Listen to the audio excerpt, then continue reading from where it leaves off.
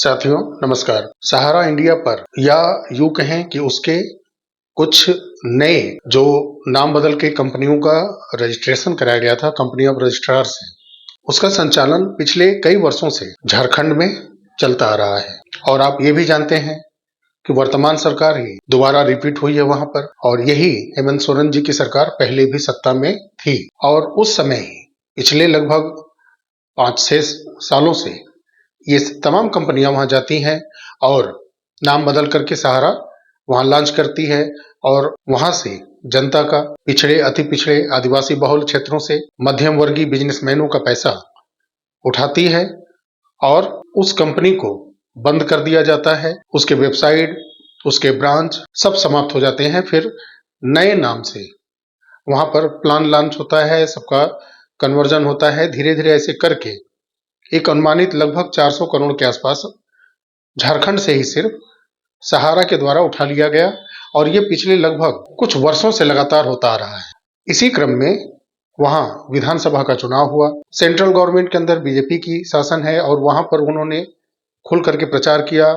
गृह मंत्रालय से अमित शाह जी, जो सहकारिता मंत्रालय भी हैं, तो उन्होंने आश्वासन दिया कि मैं पाई पाई वापस करूंगा। फिर हेमंत सोरेन जी भी सहारा के लिए खुल करके सामने आए और उन्होंने भी खूब ढेर सारे आश्वासन दिए, और वो कुछ न कुछ कर भी रहे हैं। उस आश्वासन में जनता भारतीय जनता पार्टी को या फिर हेमंत सोरेन के सरकार को चुनना था, और हेमंत सोरेन की सरकार पर वहां की जनता ने फिर से विश्वास किया, उनको जिताया, और फिर वो सहारा के लिए कार्य करना शुरू किए। कुछ जो ट्रस्ट हैं, एनजीओ हैं, उनके माध्यम से हेमंत सोरेन जी के लिए प्रचार भी किया गया, उनको जिताने के लिए, ताकि सहारा के लोगों का पैसा वापस हो। और जो वहां पर, चाहे वो कार्यकर्ता हों, चाहे वो निवेशक हों, जिनका देहांत हो गया है या जो उब गए, ऐसी स्थिति को झेलते झेलते वो इस अपमान को झेल नहीं पाए, चाहे वो कार्यकर्ता रहे हों, अपने निवेशकों की बातों को सह नहीं सके, उन्होंने आत्महत्या की। उनको हेमंत सोरेन जी की सरकार की तरफ से बड़ा मुआवजा देने की बात थी। तो ये सब चीजें खूब चली उस समय, और इन सब चीजों के लिए हेमंत सोरेन जी की ऊपर वहां की जनता ने भरोसा किया और जिताया। वहां की सरकार की तरफ से कार्रवाई हुई। कुछ दफ्तर को जाकर के वहां की सीआईडी टीम, पुलिस टीम ने चेक किया, उसके बाद उसको सील किया। फिर कुछ दिन के बाद वहां के डीजीपी का बयान आता है, एक ऐसा बयान जिसमें वो कह रहे हैं कि निवेशकों का पैसा 15 दिन के अंदर वापस किया जाए, सहारा वापस करे, नहीं तो और तेजी से सख्त कार्रवाई करेंगे और ब्रांच को भी सील किया जाएगा, गिरफ्तारियां होंगी। तो ये बात मैं इसलिए भी विस्तृत रूप से मैं आपको ये बता रहा हूं कि जिन्होंने भरोसा किया था, उस भरोसे पर कितना खरा उतरा जा रहा है, इसके लिए मैं इस वीडियो में आपको ये सब चीजें बता रहा हूं। वित्त मंत्रालय झारखंड के द्वारा, वित्त मंत्री के द्वारा ये कहा गया कि ये हमारे अंदर में नहीं आता, ये सेंट्रल गवर्नमेंट के अंदर में है, कार्रवाइयां उनको करनी पड़ेगी। एक लेटर भी उन्होंने इसके लिए लिखा भी। लेकिन धीरे धीरे 1 महीने से ऊपर हो गया कार्रवाई किए हुए डीजीपी के द्वारा, वहां के सीआईडी टीम के द्वारा, और जहां तक मुझे जानकारी है शायद एफआईआर वगैरह कुछ भी हुआ नहीं है। ये जो भी बातें हैं वो सोशल मीडिया के माध्यम से या किसी एनजीओ के माध्यम से, ये सब चीजें जो मौखिक रूप से वहां ऑफिसों के अंदर, कार्यालय के अंदर कुछ जो बातें हुई हैं, शायद वही वायरल है। कोई भी एक लिखित एफआईआर नाम दर्ज करके या जो सील किए गए हैं उनमें कौन मैनेजर था या कौन से प्लान वहां पे चल रहे थे, उस प्लान, उस पॉलिसी को दिखा करके निवेशकों का भुगतान कराने के लिए कि कितने 100 करोड़ रुपए कौन कौन से प्लान में जमा कराए गए हैं, कौन कौन लोग अब तक अपनी जान गंवा चुके हैं, इन सब बातों को लेकर के एक फ्रेश एफआईआर वहां पर अब तक दर्ज नहीं की गई है। और जिन जिन प्लान में पैसा वहां से लेकर के सहारा गई है, तो उन सब कंपनियों के नाम से और उसके मैनेजिंग डायरेक्टर और पूरे मैनेजमेंट टीम के विरुद्ध में कोई एफआईआर अब तक क्यों नहीं हुई है। और जो आश्वासन डीजीपी महोदय वहां के दिए हैं झारखंड के, अनुराग गुप्ता जी, तो उन्होंने बोला था जो 15 दिन के अंदर पैसा जमा किया जाए, निवेशकों के खाते में वापस किया जाए।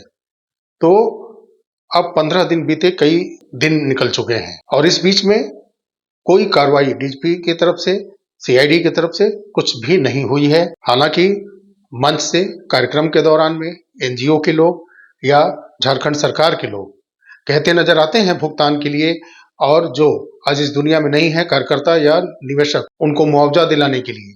लेकिन कितने लोगों का क्या हुआ है, ये चीजें महीनों से ऊपर हो गया, लेकिन कुछ भी आया नहीं सामने। एक लिखित एफआईआर भी हुई नहीं है अभी तक। तो डीजीपी क्यों शांत हो गए? अब इसमें लोग कह रहे हैं कि पूर्व सीएम बाबूलाल मरांडी जी का इसमें रोल है। वो चाहते हैं कि सहारा का मैटर चले ही नहीं, और वहां ये है, सोशल मीडिया के माध्यम से दिखाया जा रहा है कि वो वहां के डीजीपी को हटवाना चाह रहे हैं। मैं कुछ सवाल रखना चाहता हूं निवेशकों के ही लिए, सिर्फ जो एनजीओ हैं, ट्रस्ट हैं, वहां की सरकार है, उनके विषय में जानना समझना निवेशकों को भी जरूरी है कि निवेशक इस चीज को समझें कि वर्तमान में सरकार में कौन है। वहां हेमंत सोरेन जी की सरकार है। डीजीपी किसके अंदर में काम करते हैं, डीजीपी को सैलरी कौन देता है?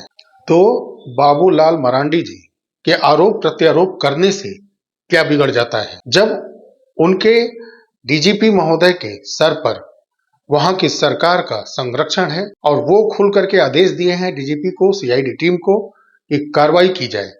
तो कार्रवाई क्यों रुक गई? क्यों रुक गई कार्रवाई? गिरफ्तारियां क्यों नहीं हो रही हैं? जिन पॉलिसियों में सहारा ने वहां लूट की है, उन पॉलिसी के मैनेजमेंट टीम के विरुद्ध कार्रवाई क्यों नहीं हो रही है? जो ऑफिस सीज किए गए हैं, वहां पर कार्यरत कर्मचारियों के विरुद्ध कार्रवाई करके उनको रिमांड पर लेकर के पूछताछ क्यों नहीं हो रही है? जब डीजीपी का मैसेज वायरल किया गया कि 15 दिन के अंदर सहारा भुगतान करे, नहीं तो उसके ऊपर कठोर कार्रवाई की जाएगी, गिरफ्तारियां होंगी, तो क्या हो रहा है? क्यों नहीं हो रहा है ऐसा? इसमें भी क्या भारतीय जनता पार्टी की वजह से है रोकिए? ये सब चीज मैं इसीलिए बोल रहा हूं कि निवेशक ध्यान दें, निवेशक बातों को समझें। बाकी एनजीओ, राजनीतिक पार्टियां और तमाम लोग जो आम लोगों के बीच से उठते हैं और खास बन जाते हैं एक समय पर, उनकी बातों पर निवेशकों को गौर से ध्यान देना चाहिए, उनकी बातों को समझना चाहिए। और जो स्थितियां पिछले 1.5 महीने के अंदर सामने आई हैं, उनसे मैं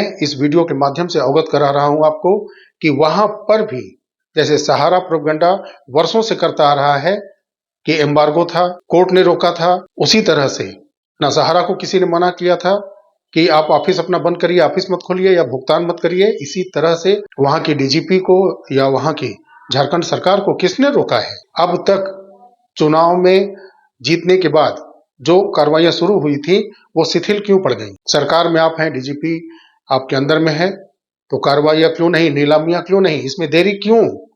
किस चीज का इंतजार किया जा रहा है कि और निराशा में वहां के निवेशक अपनी जान दें, या वहां के सहारा के अंदर कार्यरत कर्मचारी, एजेंट अपनी जान देंगे? फिर उसके बाद और चेतना जगेगी लोगों की कि जब आप झारखंड में अपनी सरकार बना लिए हैं और सारा कुछ आपके कंट्रोल के अंदर है, तो सहारा की प्रॉपर्टियों को आप अपने स्टेट के अंदर सील क्यों नहीं करते, उसकी जो है नीलामी क्यों नहीं करते, और वहां पर कार्यरत लोगों को रिमांड पर लेकर के पूछताछ क्यों नहीं करते, ताकि मैनेजमेंट पूरी टीम को एफआईआर करके लाया जाए, उनसे भी पूछताछ की जाए, गिरफ्तारियां हो, उनको कोर्ट में पेश किया जाए, उनको सजा हो और प्रॉपर्टियों की खुल करके नीलामी की जाए। ये निवेशक बेहतर समझ सकते हैं, क्योंकि आम लोगों के बीच से जो निकल करके खास बन गए हैं, वो इन बातों को समझेंगे अगर, तब भी वो आएंगे सिर्फ गुस्से में जवाब देने के लिए। तो निवेशक समझें, मामला जो सुप्रीम कोर्ट में चल रहा है, उसमें जो आईए लगे हैं, जब उन पर सुनवाई होगी तभी भुगतान का रास्ता साफ होगा। साथियों, ये एक जरूरी सूचना थी जो पिछले 1-1.5 महीने के अंदर जो घटनाक्रम चला था झारखंड के अंदर, उस पर यह चर्चा मैंने निवेशकों के साथ किया है कि आपको सोचना समझना है, आप पैसों की बर्बादी ना करें, इंतजार करें, अपने बॉन्ड को सुरक्षित रखें, सुप्रीम कोर्ट के आदेश का इंतजार सिर्फ करें, आप न भटके कहीं, कुछ नहीं होने वाला है। आप कुछ भी ऐसा काम न करें जिसके लिए आपको पैसा और देना पड़े, ठीक है? यही मेरा कहना है और संकेत काफी होते हैं। मैंने लगभग स्पष्ट रूप से समझाने की कोशिश की है सहारा के निवेशकों को। साथियों, मिलते हैं बहुत जल्द अगले वीडियो में, तब तक के लिए नमस्कार, जय हिंद, जय भारत। वंदे मातरम। धन्यवाद।